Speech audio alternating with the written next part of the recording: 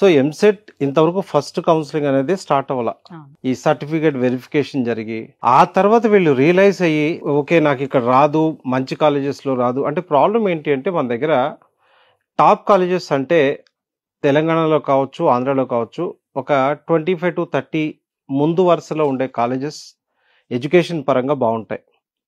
ఆ వెనకున్న నెంబర్స్ దగ్గరికి వెళ్ళినప్పుడు డెఫినెట్లీ ఇష్యూస్ ఉంటాయి.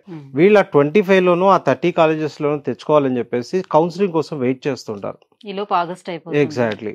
సో అటువంటి పిల్లలు నేను చెప్పేది ఏంటంటే మీ ర్యాంక్ కనుక ఎక్కువ ఉంటే వెయిట్ చేయండి.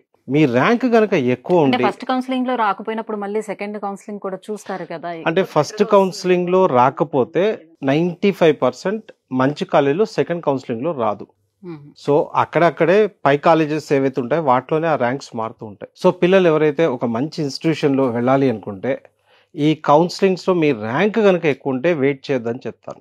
మేము మార్వాడి యూనివర్సిటీ జూలై నుంచే క్లాసులు స్టార్ట్ చేస్తున్నాం. ఇంకా అక్కడ కౌన్సిలింగే స్టార్ట్ అవ్వాల. సో దానివల్ల మళ్ళీ వీళ్ళు లేట్ అయిన దగ్గర నుంచి క్లాసులు మిస్ అవుతారు. సో మార్వాడి యూనివర్సిటీలో అడ్మిషన్ తీసుకోవాలనుకునే వాళ్ళు యాజ్ ఎర్లీ యాజ్ పాసిబుల్ మీరు కింద స్క్రోల్ అవుతున్న నెంబర్ ఏదైతే ఉందో ఆ టోల్ ఫ్రీ నెంబర్కి కాల్ చేసి మీరు ఏ కోర్స్ తీసుకోవాలనుకుంటున్నారు, సో వాటి ఫీజ్ స్ట్రక్చర్స్ ఏంటి, ఇవన్నీ కూడా వాళ్ళు ఇన్ఫర్మేషన్ తీసుకొని వాళ్ళ అడ్మిషన్ ప్రాసెస్ చేసుకోవచ్చు.